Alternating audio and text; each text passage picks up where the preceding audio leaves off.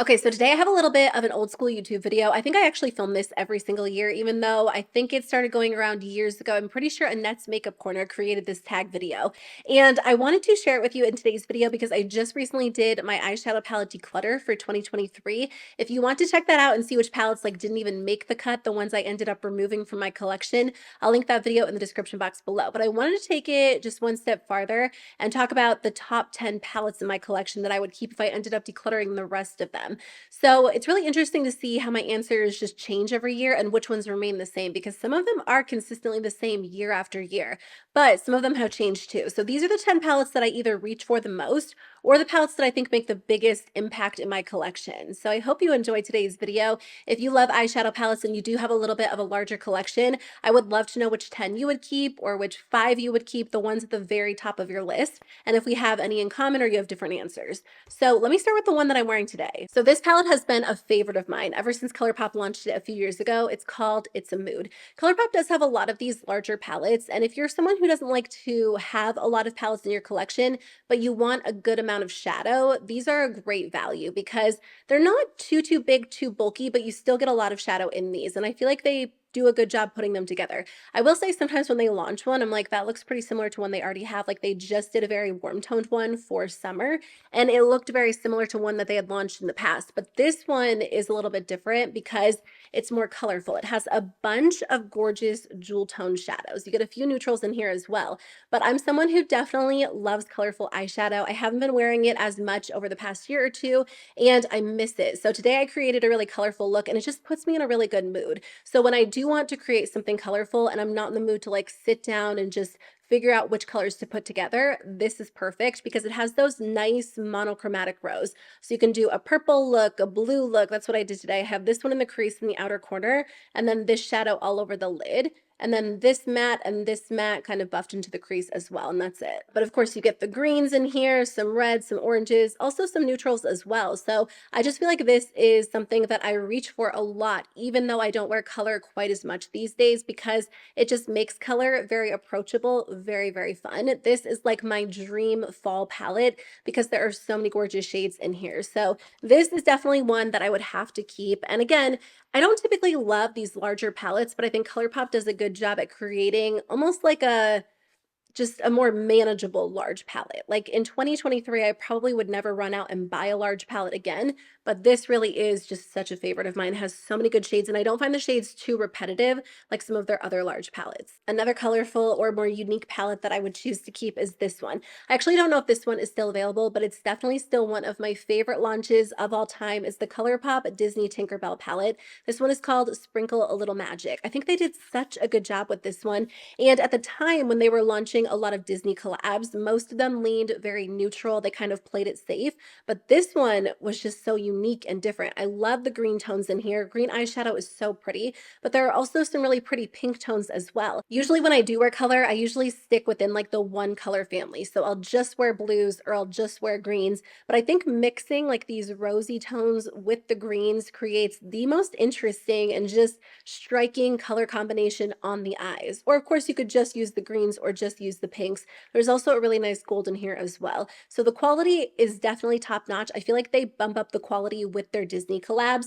But on top of that, I just find this to be really different than any other palette I own. So this is one that I would definitely hang on to.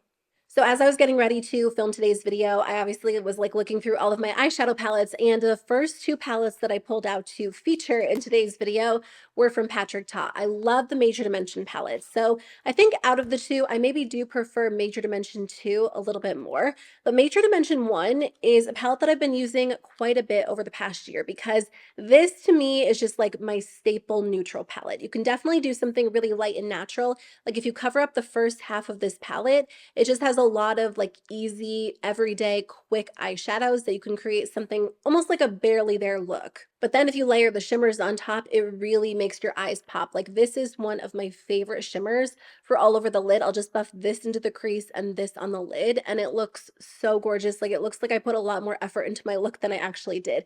But then of course, if you cover up the first half of the palette, you get a lot of like deeper, smoky brown tone shadows. There are two creams in here. I do use these quite a bit, especially for me because I'm not generally like a big cream eyeshadow fan, but I do find that if I lay these down as a base, the shimmers pop a little bit more. But I think if I had chosen, I probably would have picked like another shimmer in here and then another matte, or maybe just one cream. But either way, this really is one of my favorite like true neutral palettes. I mean, overall, it leans a little bit more warm toned for sure, but a lot of warm toned neutral palettes are so over the top and they're incredibly orangey, incredibly red toned. And I feel like overall, this one's just a little bit softer on my eyes, but it's also great for those intense smoky eyes. I also love the Major Dimension 2. I think I like this one a little bit better just because I am a fan of like those rosy and pinky eyeshadow looks. I also think the shimmer shadows in this palette are better than the shimmer shadows in the original because they just pop more on the eyes. So again, if you cover up the second half of the palette, you get like the prettiest, just soft pink eyeshadow looks. And then the second half gives you even more of like an intense smoky eye than the first palette. There are some really orangey shadows in here that pull very almost like red toned on the eyes, which a lot of people don't like, but I actually like that because I feel like it just adds versatility to the palette. These palettes are quite a bit more expensive than when I originally bought them. I think I bought them for $65. And then last time I was on Sephora's website, I was like, oh, whoa, they're not 65 anymore. They're 70. Now I wonder if I got them for a little bit less than 65 when they first launched. $70 just sounds like so much for an eyeshadow palette. And I feel like I would probably wait until there was some sort of discount like the Sephora VIB sale or a Black Friday sale. I actually haven't purchased a high-end eyeshadow palette in 2023 yet. I made a goal like at the beginning of the year to only purchase 3, and there just hasn't been one that's really jumped out at me. And to be honest with you, I've just been kind of rotating through my existing collection, but I did end up purchasing a ColourPop palette. So I guess I'll just count this toward one of my 3 palettes because it is one that I bought with my own money. It's something I used to have. I ended up decluttering it, I want to say maybe last year. Mine was kind of old and I wasn't reaching for it a ton. But when I was on the website the other day buying a brow gel and a powder, I was looking for something that would just be like a good staple neutral palette. A lot of my neutral palettes, like I said earlier, lean very warm toned, like almost orangey red. And I know I'm wearing a lot of makeup right now, but day to day, I don't typically wear like a ton of eyeshadow. I might just throw like a bronzer in the crease and a shimmer on the lid. So sometimes if I am wearing like a very orangey brown in the crease, it looks a little bit off when the rest of my makeup is more subdued, if that's not the type of look I'm going for. So anyway, I thought I would try this one again, and I'm glad I bought it. I've actually been wearing it a little bit lately. I feel like this really is like the type of neutral brown I typically look for day to day. And even though this looks really intense in the pan, it looks pretty on the eyes, like all over the lid, because I do still love like a good shimmery eyeshadow all over the lid, even if I do have a more simple crease. I know I just repurchased it, but this is something that I've loved for years. I actually got to do like a curated bundle with ColourPop years ago. They were doing like influencer bundles or whatever. And I ended up choosing this one because I loved it so, so much. And I thought a lot of people would enjoy it too. And I know a lot of you have had this for years. I know I'm sitting here bashing like orangey, reddish, warm toned eyeshadow palettes, but I'm about to share a palette that falls into that category that I've loved for years. In fact, every single time I film this video, I'm pretty sure I mentioned this one, but it really is my favorite palette of all time. Like the colors and the performance, everything about this is just at the top of my list. It's the Natasha Denona Bronze palette. I will say I don't wear this one as much as I used to, sadly, but now that summer is here or almost here, I feel like that might change because these are like my ideal summer, fall, holiday eyeshadows. The shimmers in here look like liquid metal on the eyes. They're so intense, so pretty. And again, if you don't like shadows that pull very intensely warm toned, this is not the palette for you. The Glam palette leans more cool toned or more neutral overall, and I like that one, but there's something about this one. Like when I wear it, I just feel good. Like I just love how it looks, how it comes together. It's very, very easy to work with, and it's amazing. When I was thinking about which Natasha Denona palettes I would choose for today's video, at first I was like, should I go with Biba? But even though Biba, like those are the shades I might wear a little bit more often these days, I don't know. There's something about that one that just doesn't stand out to me as much as this one. My husband actually bought the Biba palette for me for Christmas a few years ago. I mean, I told him I wanted that one and I think it was on sale, so I like sent him the link. I was like, oh, I would love this one for Christmas. And I think I mentioned like shortly after that. If I had spent my own money on it, I think I would have felt like a little bit of buyer's remorse, not because it's not a good palette, it's just so expensive. How much is that now? Because I know Natasha Denona palettes have gone up too. At the time he got it for me, it was 129, and then it was on sale for I think at least 20% off. Oh, weird. It's not even on Sephora's website right now. I don't think it's been discontinued. I wish she would launch like a midi Biba palette. I feel like that would be perfect. No, it's still on her website, so it hasn't been discontinued. This one retails for 129. Okay, so that one did not go up in price, even though the mid-sized ones did and the mini ones. The mid-sized ones are now 69 and the mini ones are 27. I actually did choose another Natasha Denona palette, the Retro palette. This has been a favorite of mine ever since they launched it.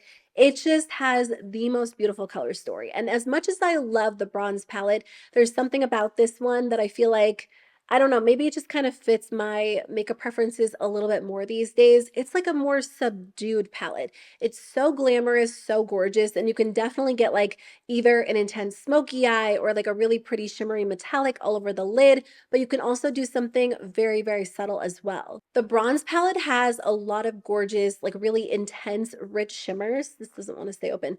And this is missing those shimmers, which at first I was like, oh, I don't know if I'll be disappointed by that because I love Natasha Denona's shimmers more than her mattes typically. But there are a lot of cream to powder shadows in here, which is weird because that's not usually my favorite, but these look so good on the eyes. As I get a little bit older, I noticed that my eye, like, well, and I've also been dealing with like a lot of dryness around my eyes for the past year as well. I just noticed that eyeshadow doesn't look as smooth, but Natasha Denona's cream to powder formula looks so smooth. I typically just kind of like stipple it on with more of a dense brush and then blend out the edges, and I love how it looks. So the color story is great, the formula is flawless, and these are very different, but that's why I would keep both of them because I love them for different reasons. I feel like this Huda Beauty palette has a very similar vibe, but it also incorporates so many gorgeous like chocolatey brown shadows. This one is the Naughty Nude palette. This is my favorite Huda Beauty palette, and I feel like maybe that's not, I wouldn't say it's like an unpopular opinion, but I definitely feel like there are other Huda Beauty palettes people like better. So what's your favorite if you've tried a few of them? This one is just so gorgeous. Like without a doubt, every time I wear this, I get so many questions like, what are you wearing on your eyes? And that doesn't always happen with the other palettes I mentioned. But this one is just so unique and so interesting. So you definitely get those berry tone shadows, but I feel like the browns in here are so rich. They're so chocolatey, so beautiful. And every shadow in here just combines to create the most gorgeous look. I don't know, there's something about this that I love. And I feel like if you are a neutral lover, but you don't want like the typical neutral look, this is a really fun option. There are so many different textures in here. The matte shadows are beautiful, of course, but there are a lot of different shimmers, a lot of different metallics. And that's the reason why I love Huda Beauty palettes so much. I feel like the difference in textures within each palette is so much fun because you can just create all different looks. So this is the first one I would keep, but I also had to mention this one, which sadly is not available. Although randomly, I feel like you guys tell me you find this. I don't know if that's been the case for a little while, but I still love my Mercury Retrograde palette. How gorgeous is this palette? It's just so much fun to use. Like this one just puts me in an instantly good mood. I think this is like my ideal springtime palette because there are pastels in here, a couple of more intense shades, but overall you do get like that soft, almost like ethereal, colorful look rather than something like I'm wearing today, which is more like jewel toned and rich and intense. It's just a fun palette. And again, there are just a lot of different textures going on. So I love playing with them because, you know, sometimes if I haven't used it in a little while, I'm like, oh, let me throw this one on. And I don't know exactly what I'm going to get, but I know I'm going to get something fun. So it's almost like a little surprise. The last palette I would choose had to be my Tiny Marvels palette. This was the palette that Mel Thompson created with Sydney Grace, and it is still available. I'll link it in the description box below if you want to grab it. But Mel Thompson was just like the light of the beauty community. She was so funny, so incredibly talented. Her reviews were the best, and I just miss her. And I feel like when I use this palette, obviously I think of her. I also have her lipstick collab that I use all the time. But not only that, it's just such a well thought out palette. This has the most gorgeous selection of like easy wearable neutrals, but also interesting colorful tones as well. I especially love the colors that kind of shift. And then there are some just good metallics in here as well. But I feel like every time I used it, it just kind of encouraged me to be creative and step out of my comfort zone. And it still is one of my favorites. Like it performs so well. Sometimes if I do a look and I just want something a little extra, I'll grab this palette and reach for one of the shimmers.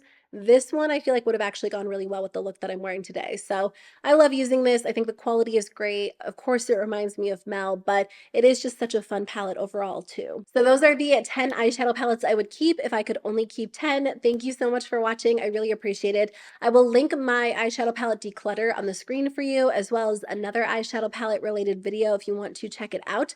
And I would love to know which palettes you would keep, so let me know in the comments below, and I'll see you very soon with a new video. Bye.